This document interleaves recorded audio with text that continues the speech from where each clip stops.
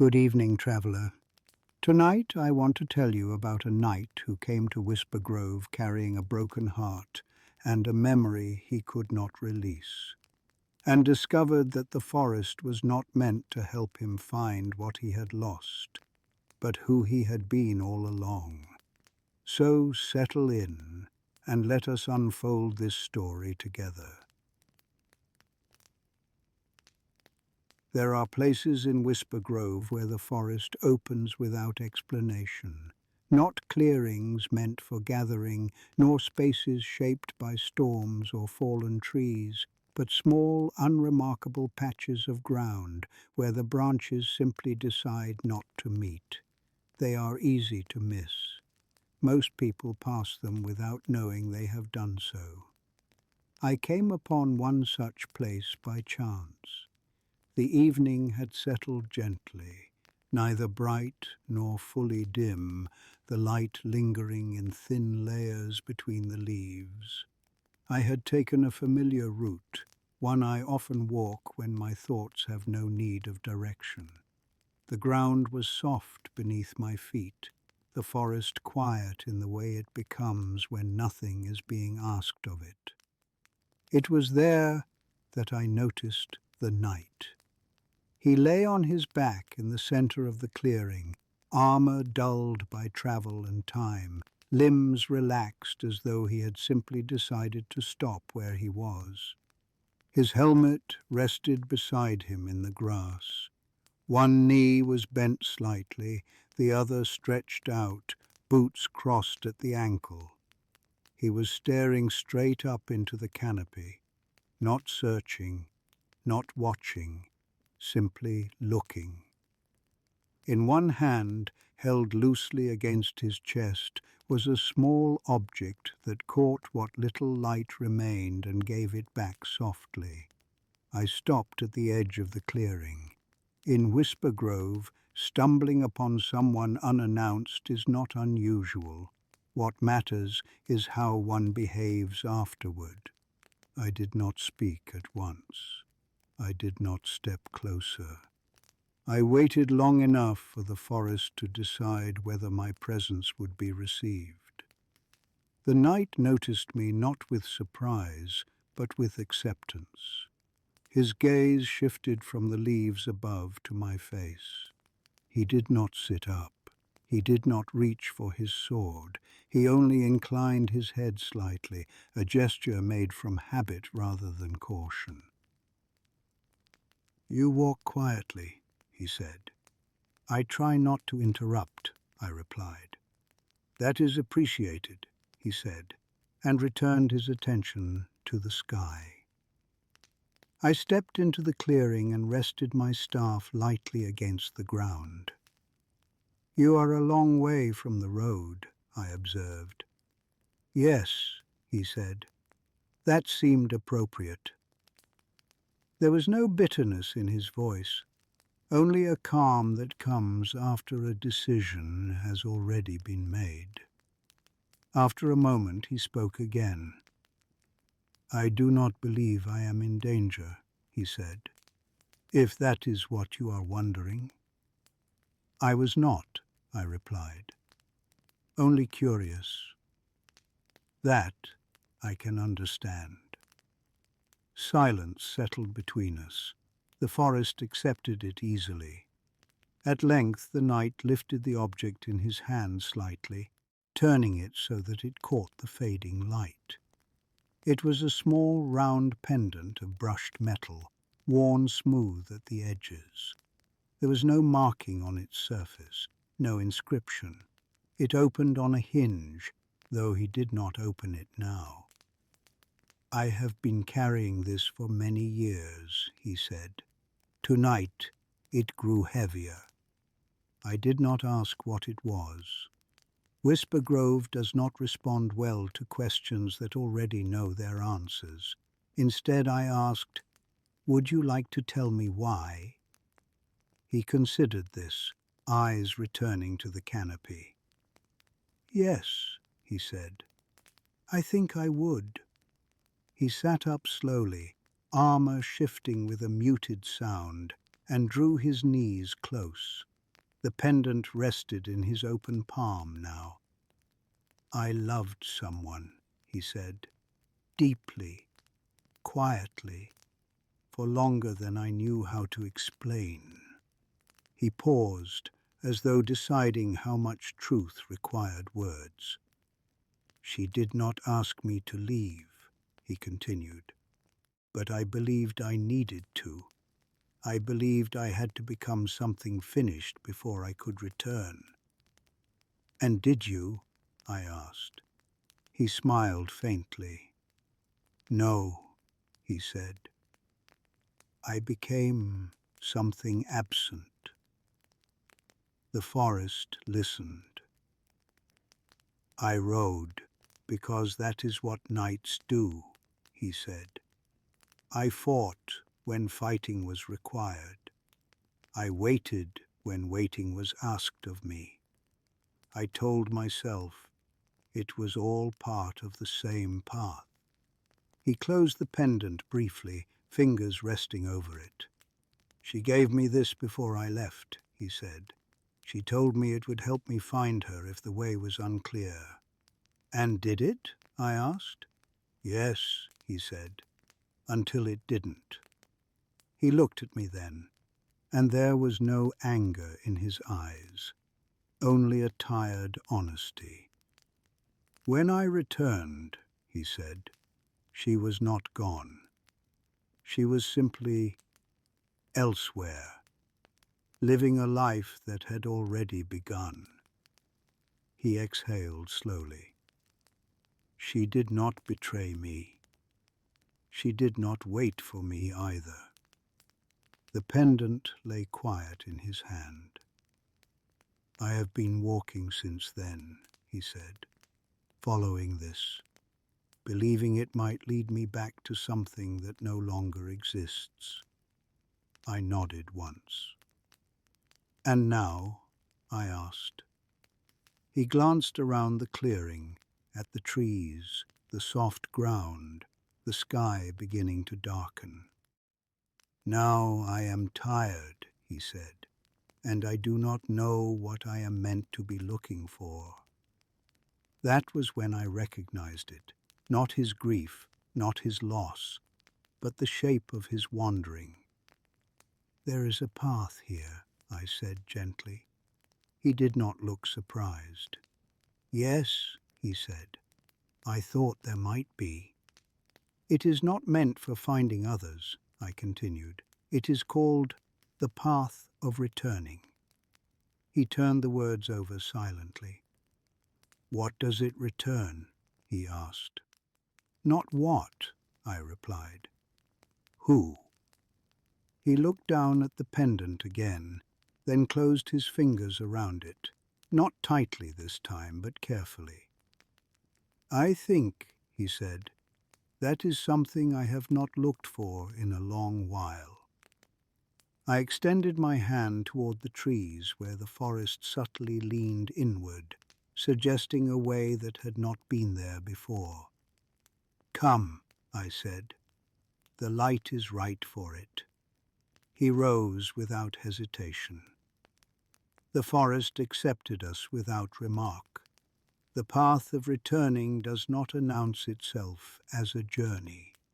It makes no promise of distance covered or progress made. It simply opens enough space for one step and then another, trusting that those who enter it have already decided to walk. We moved slowly, not out of caution, but because the path allowed no other pace. The ground beneath our feet shifted subtly with each step, softening where it needed to, firming where it chose to hold us. Roots lay half-buried, not as obstacles, but as reminders of what grows beneath even the quietest ground. The knight walked beside me, his gaze lowered now, not in shame but in attention.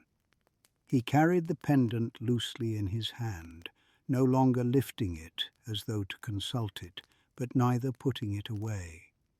After some time, he spoke again.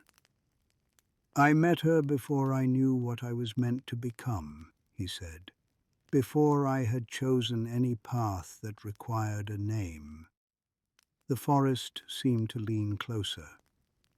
I was not a knight then, he continued, only someone who had learned how to stay. I helped where I could. I listened more than I spoke. She said that was what she noticed first. I said nothing. Some stories do not benefit from interruption.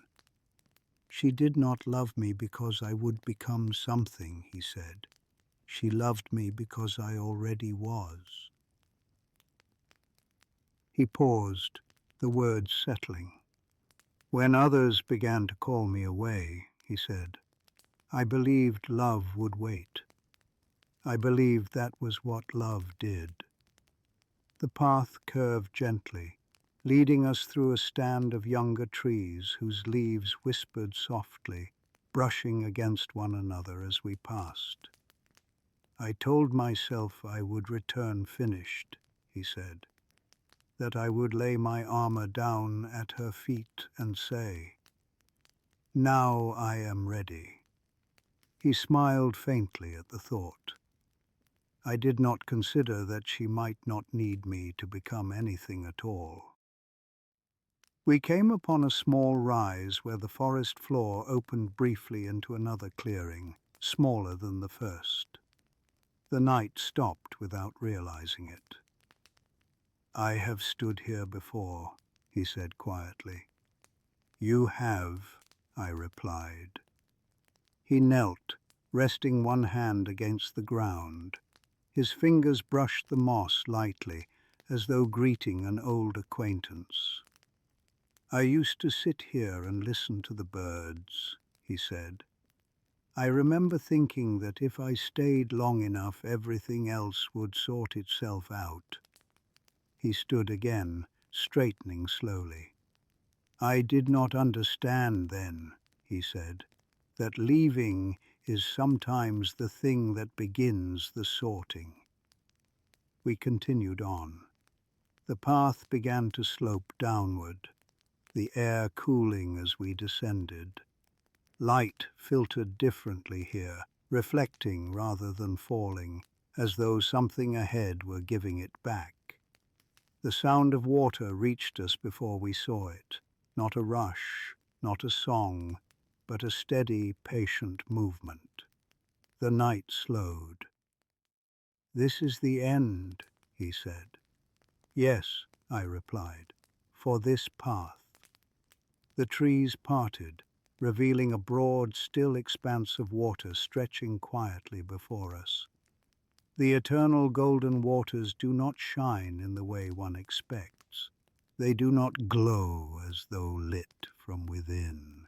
Instead, they reflect the world gently, returning light softened and changed, touched with a warmth that seems to come from memory rather than source. The surface was smooth, disturbed only by the slow movement of something unseen beneath. The knight stopped at the water's edge. I did not step forward. Some moments are not meant to be shared too closely. He stood there for a long time, the pendant resting in his open palm.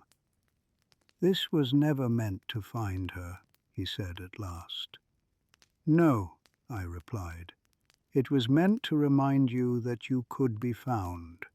He nodded. I used it like a question, he said. I see now it was an answer. He opened the pendant for the first time since we had begun walking. Inside, the surface was simple and unadorned, catching the reflected gold of the water and holding it briefly before letting it go. She told me, he said softly, that it would know when I was no longer lost. He closed it again. I think, he said, that moment is now. He stepped closer to the water. The forest did not hold its breath. It trusted. The knight did not throw the pendant. He placed it into the water carefully, lowering his hand until the surface accepted it without ripple or sound. For a moment the metal rested there, buoyed gently, catching the last of the reflected light. Then it slipped beneath. The water closed over it smoothly.